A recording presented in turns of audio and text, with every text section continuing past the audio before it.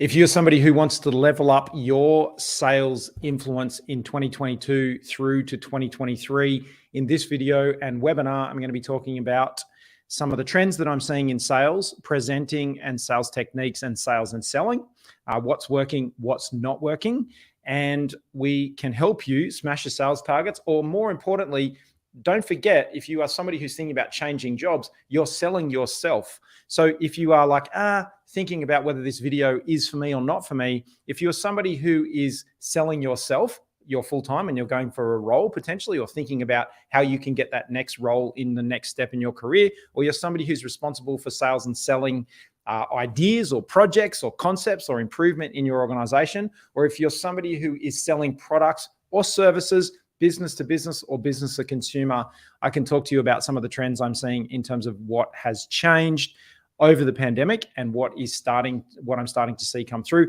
My job is almost 100% sales and selling, so I'm well placed to talk to you about this. I've been doing it for 18 years. Hi, my name's Kobi Simmat. I am the Group CEO of bestpractice.biz.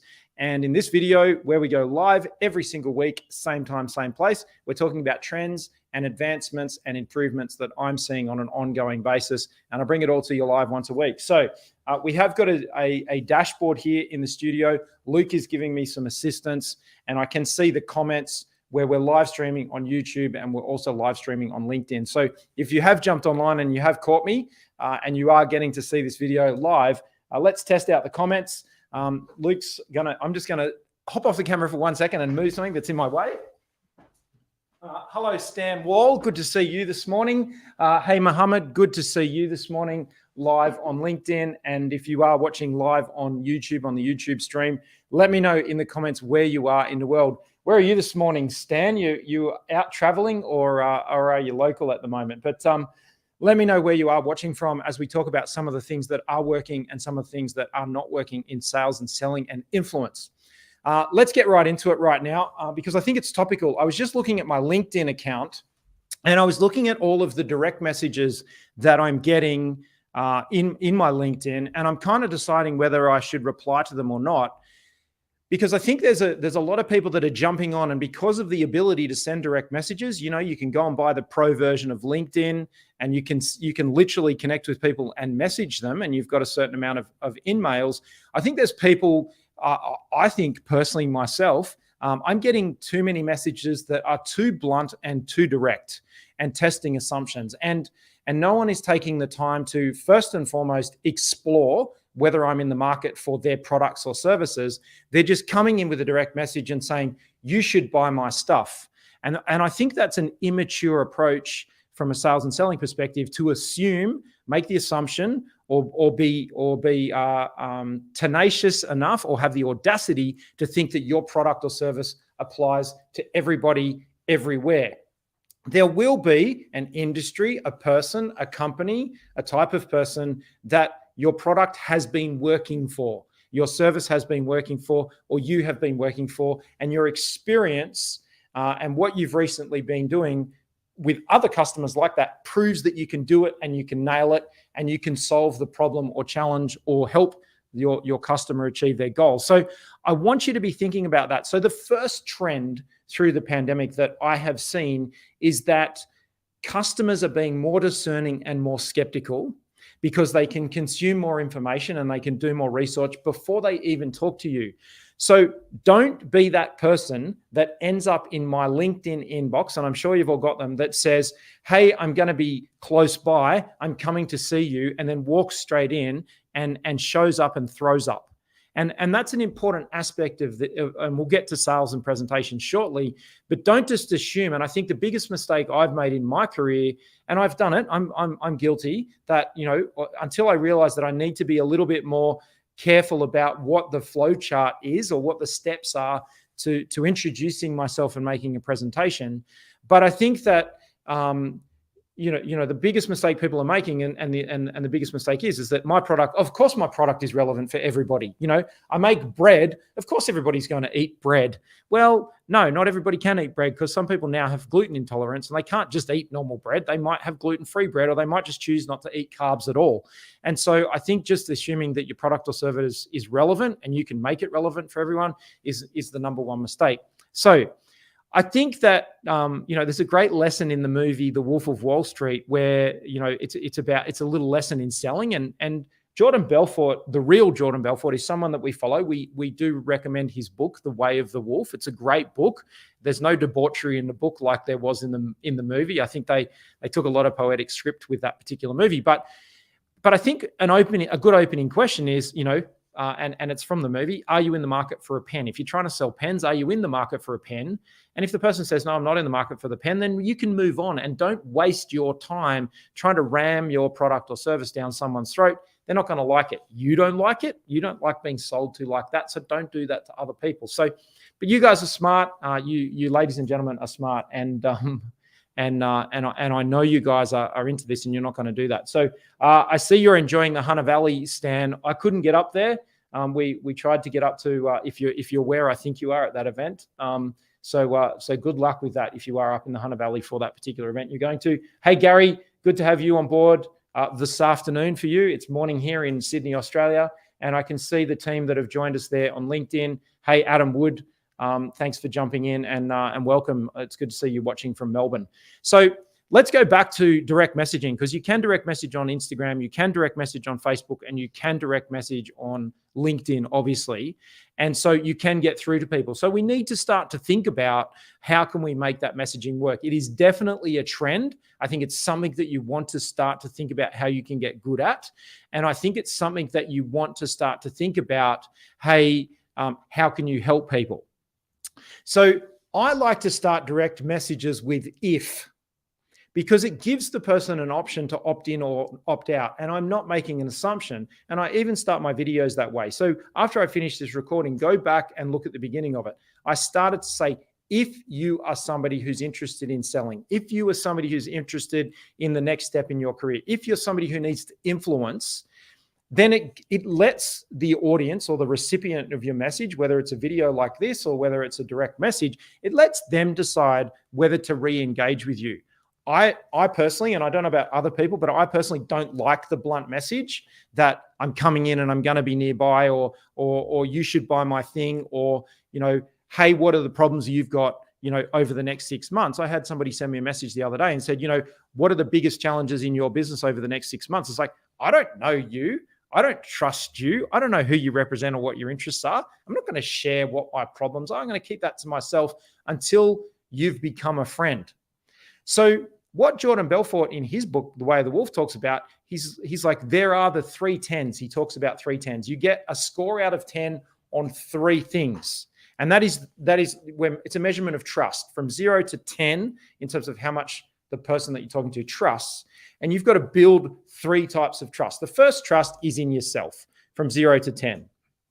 So if you're serious about selling and influencing, then you want to get a score of 10 in terms of having that person trust you like they're a family member or a friend. The second category is that your product or service will absolutely solve the problem or the challenge that person has right now, and they're aware of that.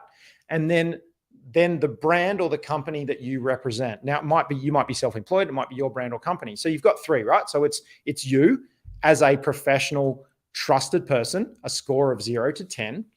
It is your product or service that you're giving and that it can absolutely solve the problem. So the person A has the problem, and B, that you can personally guarantee, because you're highly trusted, that it will solve their problem that they have.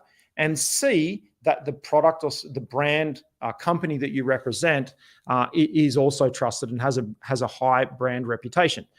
So over the journey of conducting business with the person you're targeting to do business with, you've got to get yourself to a 10 on those 3 categories, and you cannot cut corners. So then you might say, hey, Kobi, how do I do that? How do I break that down? Well, I see a sale as being an open or a close. So the first thing you need to decide before you target somebody or before you direct message someone, because that is a trend right now, you need to decide from doing your own research whether you can legitimately, whether A, the person has a problem, or B, whether you can legitimately solve that problem or help them with their goal. And you need to do that before you direct message them. So if you just direct message or direct email or spam people with an assumption that, of course, my product or service is going to solve their problem, then you're not going to get anywhere. And in fact, someone like me is going to get a bad taste in my mouth, and I'm not going to want to do business with you. So the way I do business and the way, Australians, for example, do business is we become friends and then we do business together. The US is subtly different, might do business together and over that journey become friends, but it's about building a relationship. So what I'm doing, I want you to watch what I do in terms of how I do my social media and I do those sorts of things. Like, I'm not asking to do business with you. I'm not saying you should buy my sales training and I'll tell you all about this after. You can, of course, come to Next Practice and you can do some sales training. We have sales training workshops and we will work with your sales team and we'll set up realistic KPIs for your business to help your business become profitable. We'll think about revenue targets. We'll think about targets. We'll do some strategy work and we'll break down the easiest people to target and do business with that will give you some early revenue and profitability in your business and some awesome income or a new job if that's what you're looking for. And then we'll start to build and scale that. And that's what we do. But I'm not here today to sell you that. I just let you know that it exists, and you can contact Next Practice and talk to them about sales workshops. And Nick Fagan hosts that, and I help with it. I'm letting you know that it exists, and that's fair enough. But what I'm here to do today is give you some generic content in terms of how you can improve and give value. You have to give value first. And it's very important. So the new trend, so apart from direct messaging, the next thing is to give value first. So how did you give someone value? You gave away, and you need to give away, the formula or the procedure or the process or the process, excuse me for that ringing. I apologize, it's not on silent. You need to give away that process to show someone how something's done. And you need to be vulnerable enough to give it all away, give away all of the value. Obviously, if you sell cups, you're not going to give cups away, but you might host an event. You might say, hey, come in and have a cup of tea with us and try our new cups. And if you really like them, then you could purchase one and take it home and you could have the same experience at home. But give people the opportunity to try before they buy in whatever way, shape, or form that is. And I try to do that. My way of doing that is with these videos. So you can say, hey, I like Kobi. There's lots of people not watching right now. But there's people that are watching right now because when you watch these videos, you're going to get value. And then later on down the track, you might choose to do business with us because I'm a known quantity. You trust me. You know that I've got good value. I'm not telling you everything that I know because there are some things that I can really help with that can significantly increase the value of your business and significantly increase the revenue and significantly increase the profitability of your business. I can help you with those things, and I can. And so when you're ready to commit the time and effort and money, I can jump on board and help with that. So I want you to think about the sales process. So the sales process is obviously I see opening a sale and closing a sale, and we need to very quickly filter out people that are not liquid for the deal. And it's about fair exchange. So it's about you're going to ask that person for fair exchange. You're going to ask that person for money in exchange for your product or service. And it would not be fair exchange if you cannot put your hand on your heart and say that you can absolutely guarantee that you will solve the problem for them in exchange for the money. If you're not quite confident in your product or service, then don't approach people. Don't direct message them. Don't think to yourself, oh, I'll just get the deal over the line and I'll figure it out, because they will be able to read that in your body language. Even if you're presenting on Zoom or Google Hangouts or Microsoft Teams, that can be read in body language. It can be read in communication. So you want to be absolutely confident. Now, you can engineer that to get absolutely confident. And my recommendation would be, if you are employed by a business and you're not the owner, then I'd be seriously considering purchasing the service from your business. In the same way as clothing outlets ask their staff to wear the clothes that they sell in the outlet, and they need to purchase those so they value them. And so, yes, there's some expensive designer outlets where people wear the suits or the dresses or the clothes from those outlets. But your staff, your team, your people in your business need to experience your product or service in real time. And that's really important. And that's another big mistake that I have made is that selling things that my team just don't purchase. And so they don't get it. They can't understand it. They're not engaged with it. It's like a surfboard company would have all of their team members go and ride their surfboards, or a motorbike company, Harley Davidson, for example. Everyone rides a Harley Davidson, and a car dealership. Everybody gets to drive the cars, so they get to experience it. So there is a a trend now where everybody in the organization is becoming part of the sales team and the selling team. And so that's the third point that I want to make here. And I'll come back to opening and closing the sale, but we need to be confident in our product or service. And if we're not, and if we haven't experienced it, you can't speak with experience.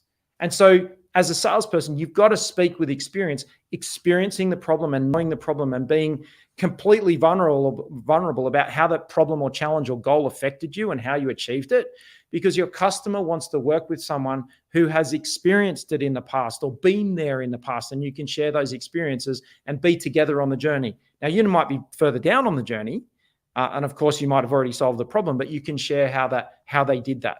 I've been growing a company for 18 years, and you can come on this journey with me. And if you're somebody who is starting to grow a company or really learning about sales, I've been selling for 18 years, basically all my life. Actually, it's longer than that, because I can remember starting to sell when I was working in a corner store when I was 15 years old. So I want you to be thinking about that kind of process, if that makes sense. Let's go back to opening and closing the sale. You've got to make sure that you get people out of your conversations. You're not focusing on having conversations with people who don't have the goal, the challenge, or the problem that you solve. And also that they're not liquid for it. And that is called, technically cleaning out your pipeline. And you're only working with and building relationships and having conversations when you're in sales mode with people that legitimately have the problem or the challenge or the goal that your product or service sells. Then you can start building your 310s. You can, as a trusted individual, a score of 0 to 10 at your product or service, a score of 0 to 10 on trust, and your brand on 0 to 10 as trust.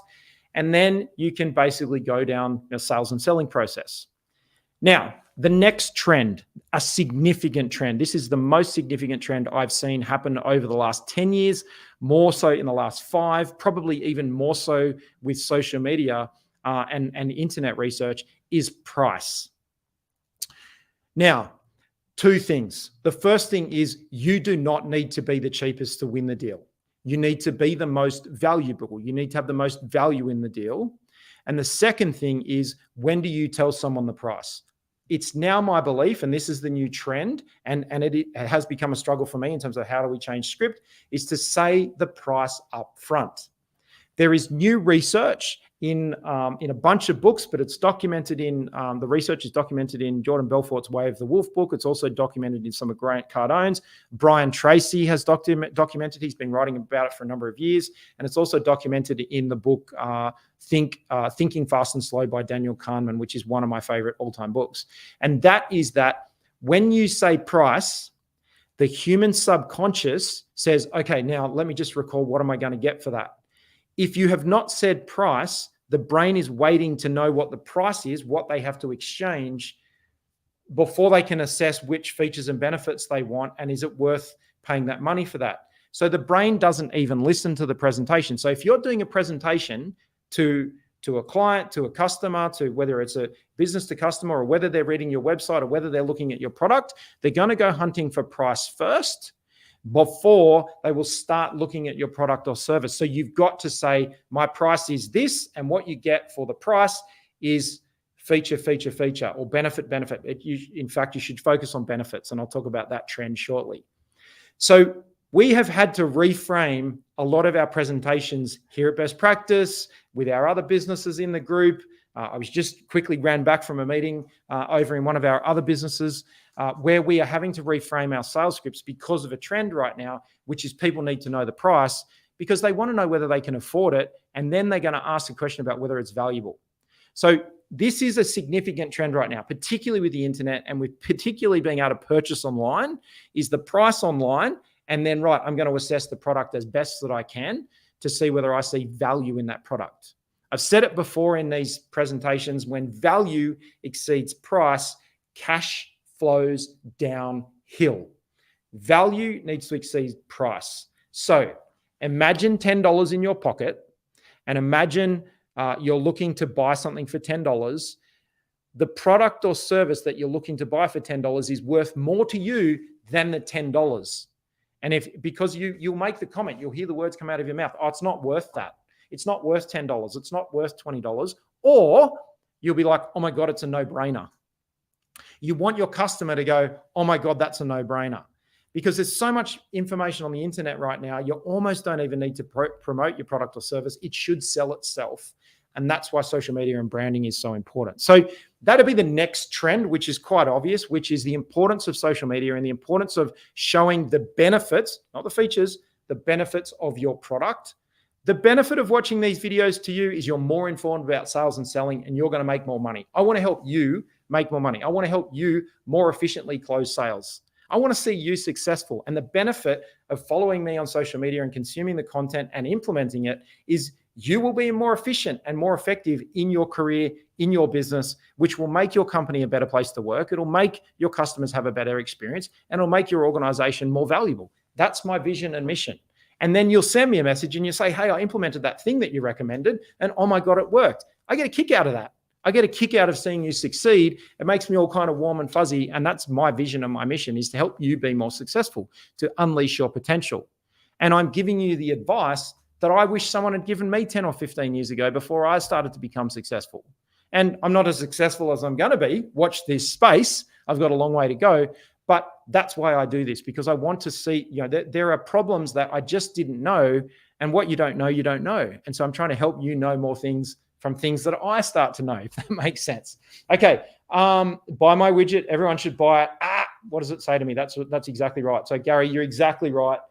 Thanks for joining us. And anyone watching live on YouTube, please use that comments feature.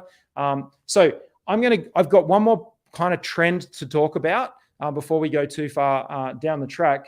I'm going to ask you guys a question. And if you are watching this after the recording, if you're enjoying the video, I'm going to ask you guys a question. I want you to answer in the comments, and I will read the comments after the recording. I have a YouTube inbox and I have a LinkedIn inbox, and I get notifications when people comment on the videos. So do me a favor and reply to this.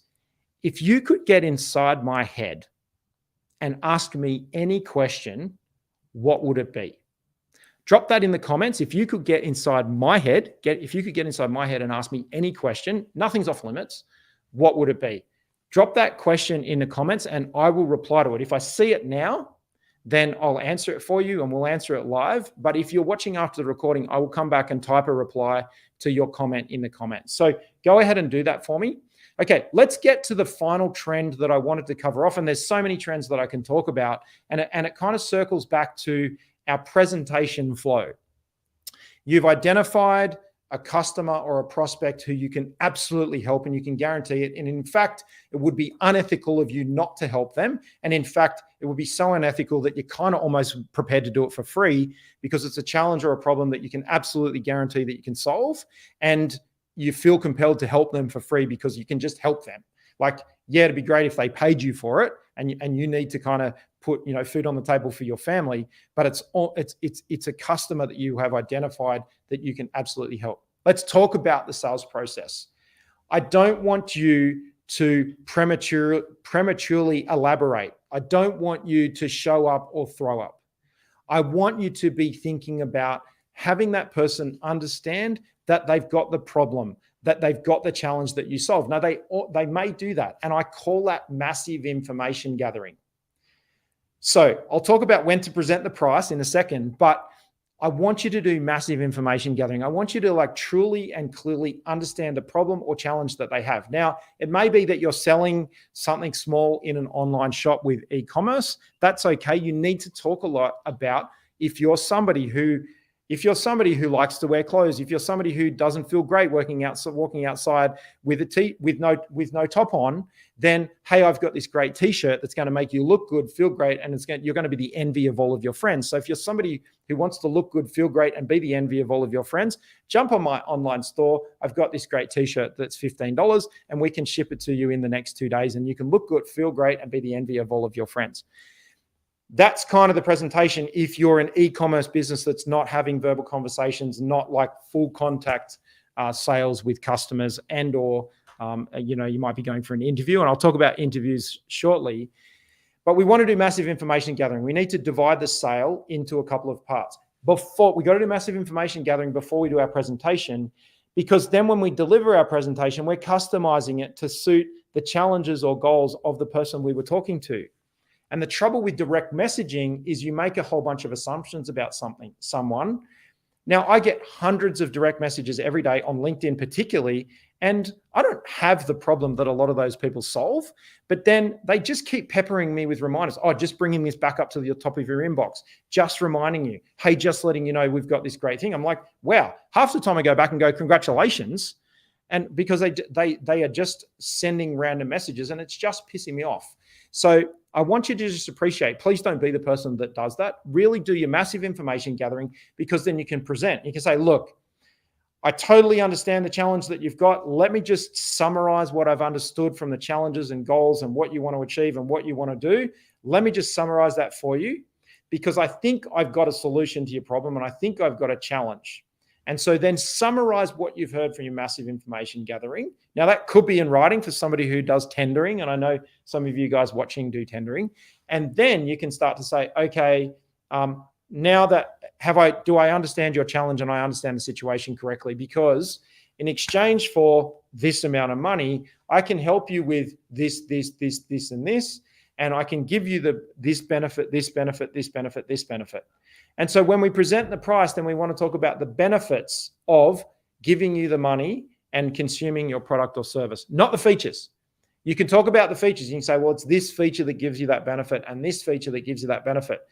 And I used to make the mistake 15 years ago about talking about all of the cool features of the product or service. Well, what I thought were cool, and they're like, I don't think any of that's cool. I'm just interested in the benefits of doing business with you. Like, I will focus on what features. So then it's a case of having the customer identify the benefits that are the high priorities for them. And then you can focus on that. And that's how you can, if there's customizable product or service offering, then you can go away and do that. Then it's only a matter of saying, okay, when would you like to get started? Because you're absolutely convinced and committed that your product or service can help them, that they're liquid for it. You've identified the benefits that you can bring them. They agree to it, and for them, it's a no-brainer. And then it's a case of just getting started. And that is how you close a sale. How do we get started?